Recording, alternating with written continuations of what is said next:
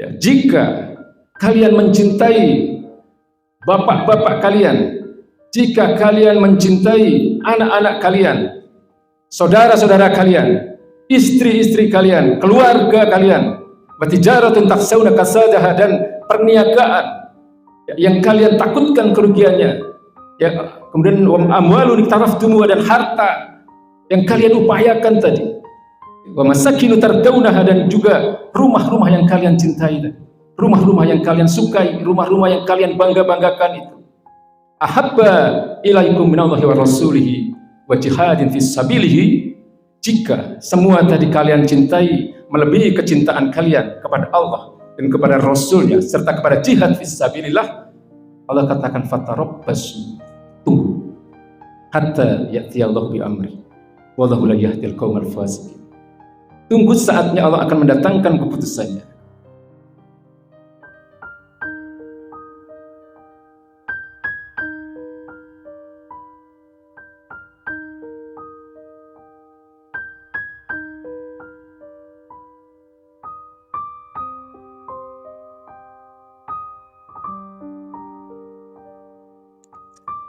Sebelumnya saya nanya dulu, ini maulid atau maulud ya yang benar ya?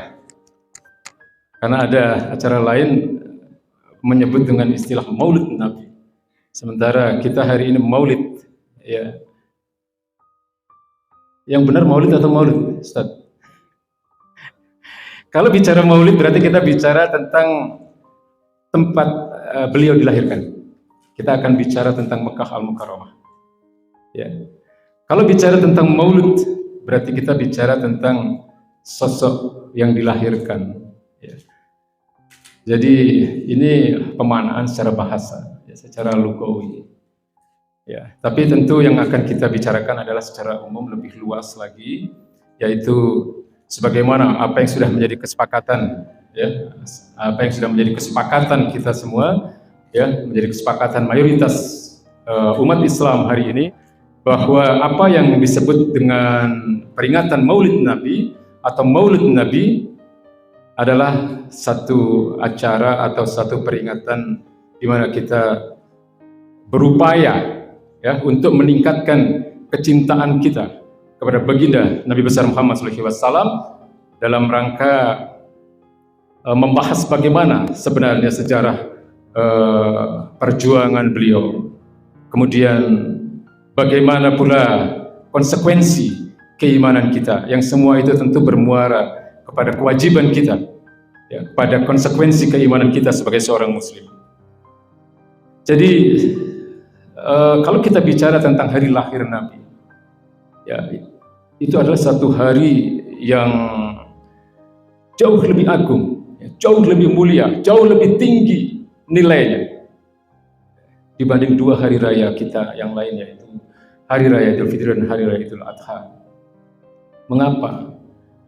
Ya, karena tanpa kelahiran Nabi tidak akan ada Islam. Ya. Jadi hari lahirnya Nabi adalah tonggak di mana Allah Subhanahu wa taala menetapkan itu adalah hari yang merupakan proses awal ya, dari satu masa akan diterapkannya risalah yang akan menyelamatkan manusia, yaitu risalah Islam. Ya. Jadi kalau kita berbicara tentang hari kelahiran Nabi, itulah hari yang paling agung, itu hari yang paling mulia, hari yang paling tinggi derajatnya dibanding hari-hari yang lain, termasuk dua hari raya kita. Ya. Tanpa kelahiran Nabi tidak akan pernah ada Islam. Tanpa kelahiran Nabi tidak pernah ada Al-Quran.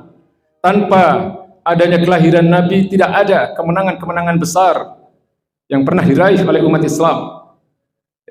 Pada masa-masa kenabian, dalam perang Badar, kemudian penaklukan kota Mekah, kemudian dilanjutkan kejayaan Islam pada masa-masa para sahabat, sehingga kemudian wilayah kekuasaan umat Islam meliputi hampir 2/3 wilayah dunia ini, kemudian dilanjutkan oleh generasi-generasi selanjutnya. Kemenangan atau bagaimana pendahulu kita Muhammad Al-Fatih menaklukkan Konstantinopel dan seterusnya. Tanpa kelahiran Nabi tidak ada istilah khair ummah ya. Tidak ada istilah khair ummah sebagaimana disampaikan oleh Allah Subhanahu wa taala, kuntum khairu ummatin ukhrijat linnas. Karena umat terbaik itu adalah karena mereka adalah umat dari baginda Nabi besar Muhammad SAW.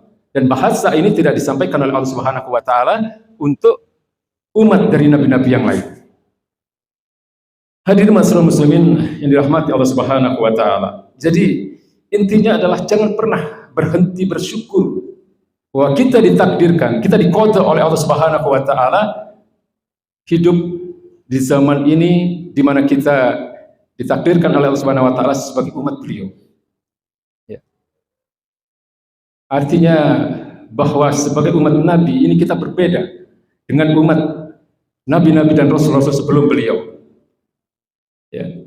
Di antara 121.000 utusan Allah Subhanahu wa taala ada 300 lebih, ya kurang lebih 325 yang kemudian digolongkan sebagai rasul.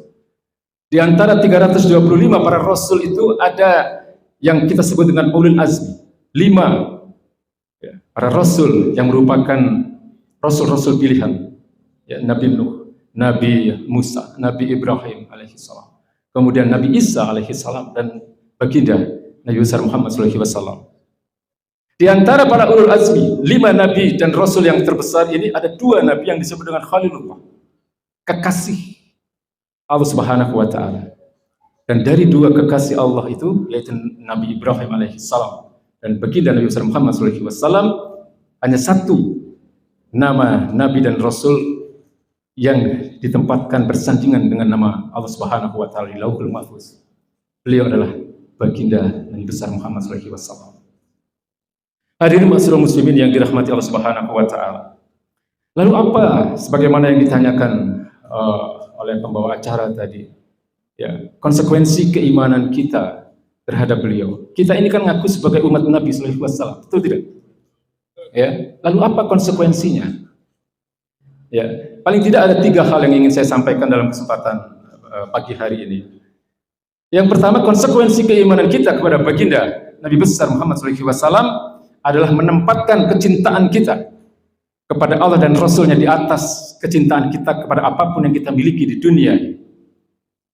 Ini susah, ya, tidak mudah, ya, menempatkan kecintaan kita kepada Allah dan Rasulnya di atas kecintaan kita kepada apapun yang kita miliki di dunia.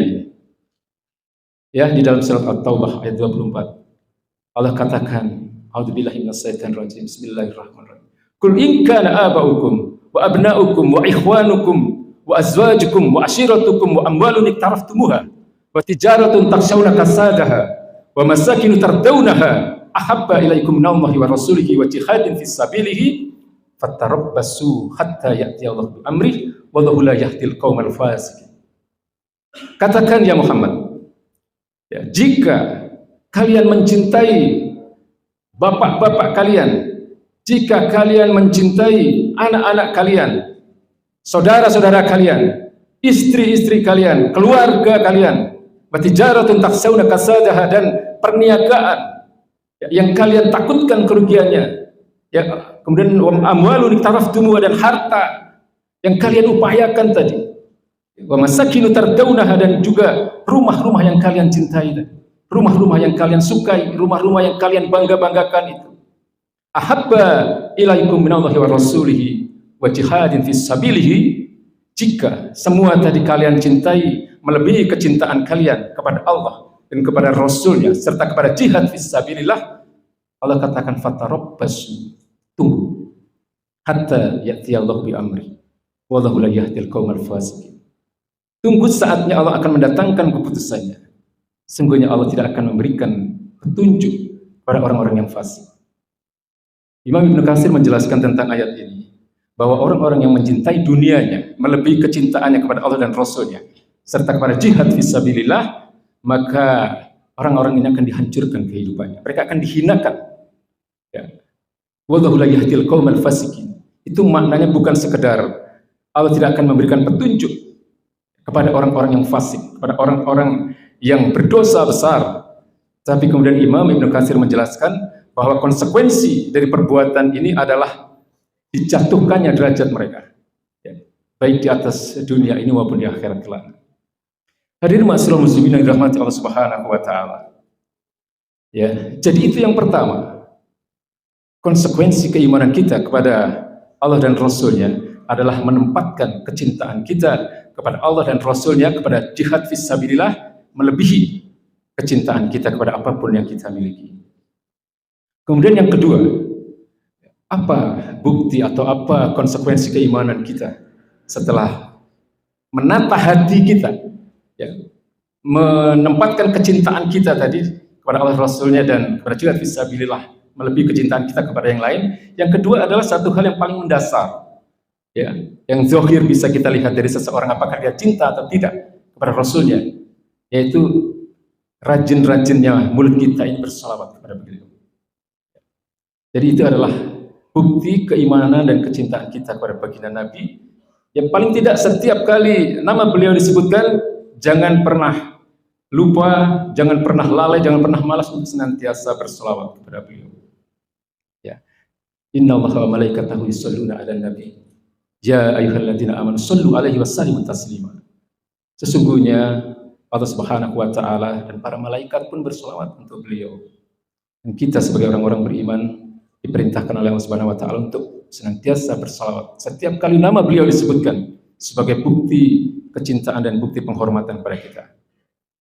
Kemudian Imam Ibnu Katsir dan juga Imam Qurtubi menjelaskan bahwa makna salawat yang diberikan oleh Allah Subhanahu wa taala ini adalah pemberian rahmat dan pemberian ampunan kepada beliau. Kemudian salawatnya para malaikat adalah doa, ya, agar senantiasa baginda Nabi diberikan rahmat dan ampunannya.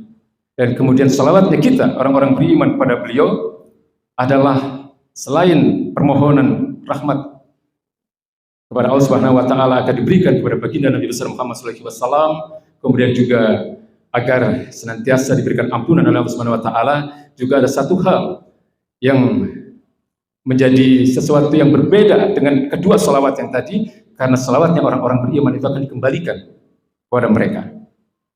Ya, jadi baginda Nabi besar Muhammad sallallahu alaihi wasallam mengatakan, "Wa man shalla 'alaiha wahidatan sallallahu alaihi asyran." Jadi barang siapa berselawat padaku satu kali, maka Allah akan berselawat kepadanya 10 kali. Jadi sesungguhnya salawat kita kepada baginda Nabi besar Muhammad sallallahu alaihi wasallam itu untuk kita, Pak. Ya, Nabi ya bisa dikatakan sebenarnya tidak butuh, ya, doa dari kita tidak butuh. Karena apa? Karena Nabi itu sudah dijamin masuk surga. Nabi sudah merupakan sosok yang maksum, tidak pernah akan melakukan dan sekecil apapun kesalahan.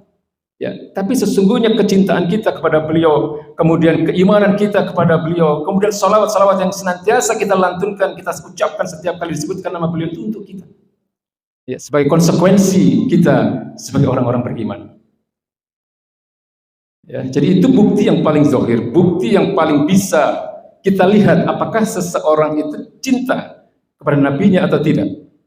Ya, jangan pernah lupa, jangan pernah lalai untuk senantiasa memuluskan atau melancarkan lidah kita ini untuk senantiasa berselawat kepada beliau setiap kali nama beliau disebutkan. Hadirin ma'asyiral muslimin dirahmati Allah Subhanahu wa taala. Kemudian yang ketiga, konsekuensi keimanan kita kepada beliau sallallahu alaihi wasallam. Ya, setelah yang pertama tadi adalah menempatkan kecintaan kita kepada Allah dan Rasul-Nya melebihi kecintaan kita kepada yang lain. Kemudian yang kedua adalah senantiasa berselawat setiap kali nama beliau disebutkan. Konsekuensi berikutnya adalah mencintai dan meneladani seluruh risalah yang beliau bawa. Ya, jadi ini penting untuk saya sampaikan, Pak. Ya, karena saya ini ngeri, Pak. Ya, saya ini ngeri takut seringkali acara maulid itu diselenggarakan, seringkali kemudian ayat-ayat yang menggambarkan bahwa beliau adalah seorang uswatun hasanah, ya, sebagaimana tadi disampaikan oleh Kiai Labib, laqad kana lakum fi rasulillahi uswatun hasanah. Ya, sungguh telah ada di dalam diri beliau suri tauladan terbaik. Seringkali ini disampaikan, ya, di dalam peringatan-peringatan maulid seperti ini, tapi pada faktanya, pada kenyataannya, ya, mereka bukan hanya tidak peduli kepada risalah yang beliau bawa, mereka bukan hanya tidak peduli terhadap sunnah-sunnah beliau, tapi yang mereka lakukan justru menentang, menolak, memfitnah risalah yang beliau bawa. Ngeri, Pak.